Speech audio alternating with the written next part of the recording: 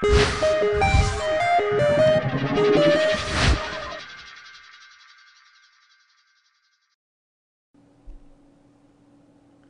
and welcome to Bits of Blender. I'm here with my boy Richard. Hi! We're going to talk a little bit about textures, at least some basics for it. I just opened up our default scene here. We could go to the Materials button, and you'll see that there's actually already a texture applied to it. If we were to click on our Textures button now, you'll see that it's texture type None, so it's kind of a plain texture. We'll talk more about setting up textures, but I want to show something first. Let's say that I add a new object. Let's add another cube and drag this over here. You'll see, oh, there's no material on it yet. I could select the existing one or click Add New. And now you'll see, gosh, there's no texture here on this texture panel. What you can do is select an existing one or click Add New. And look how many textures you can have. You can have one for each of these slots here. Let's go to our Textures button, and you'll see there's a variety of options for our textures. For example, why don't we do,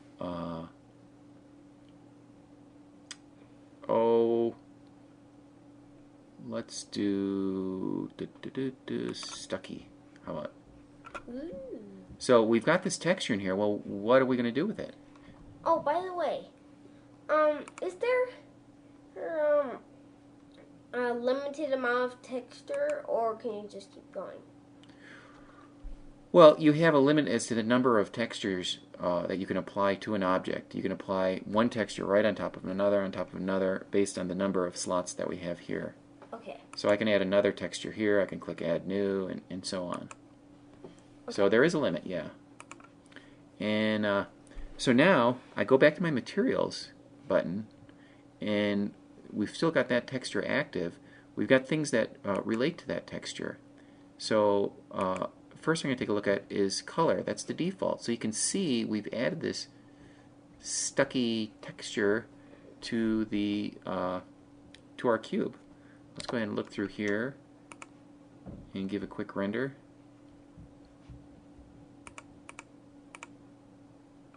You see, oh, that's got an attractive color there. You can,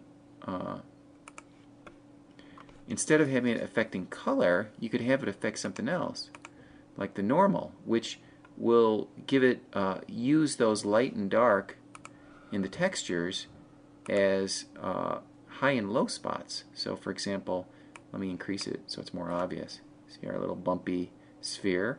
We could switch this to a cube so we can get a better idea. Now notice that this is just an illusion. It looks like it's bumpy, but you can still see it's a perfect sphere. If you actually wanted to distort the geometry, you could use displacement instead, but then you need to increase the amount of information in your mesh. So let's see, for example, hit F12. Now we got our nice bumpy sphere. And a cool thing is, you're not limited to one or the other. You can have it be colored and bumpy. And it's a box, not a sphere. Well, there's a sphere, and there's a box. And you can also change the scale of it.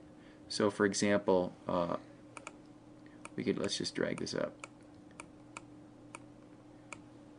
Notice that when I'm increasing the scale, it's actually the effect of the texture is looking smaller. So it's like getting more. It looks more smooth. On there. Kinda. Well, we're getting the resolution is increasing, so there's a lot more of these. Now, we could have also gone in here and messed with the size of the noise, for example, and other effects as well. Ding. This one's not as impressive, the turbulence here, but in F12. Ooh, it looks kind of like a sponge. Yeah. So then, at any time, if you want to just hide the effect, you can click it on and off. Or if you wanted to share it, so for example, if I say this guy, gee, I would like it to have that texture. So now, in fact, let's see how it looks in textured view. Not very impressive. There we go. So it has the texture. It's pointing to the same texture, but notice that I haven't changed the parameters in this dialog. Yeah, it did look different. It copied. What I did was I made a connection to this one, but now these values all pertain to this object, which is a different object. So I can go in here and I can say, okay, go ahead and affect a normal on this, but in this case, make it really extreme. Wow, extreme! And hit F12, and you can see that's more bumpy there. And change the color here. Hit F12. Pink and blue. Make purple.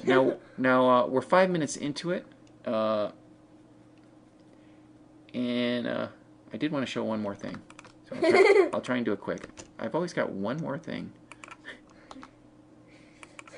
Don't worry, I bet they like listening to this stuff. Let's see. Well, they could always turn it off. One more thing. I'm going to add new, and go over to textures. This time, I'm going to select blend. See, you got a nice gradation there. I'm going to select halo. Ooh. And so remember this shape. The dark, it's a dark is around the edges. So let me go back here, go to map input, map 2, and I'm not going to do color, I'm just going to do alpha. I'll make this guy a nice, maybe a nice blue color. Oh, you know what? Blue's not good because that's the background color for the default for Blender. So now, what did I do? I'm using the texture as an alpha, and I'm going to render it, but it's not. You're not going to see what you're thinking you're going to see. So I'm going to hit render, and ooh, it's a nice flat plane. Well, what you need to do is now let's change the alpha setting. I'm going to set that down to 0. And we're using the alpha to determine at this point what parts should be affected by alpha and what parts shouldn't. Since it was all 1 before, is all 100% there, the alpha didn't make a difference. So let's hit F12 now. Ooh. It doesn't really look like a square anymore. No, it doesn't, and that's a nice thing to note, is that by using alphas and transparency, you can get a very interesting shape from a very simple low geometry shape. Mm-hmm. And that's our bit for today. Yeah. Bye. Bye.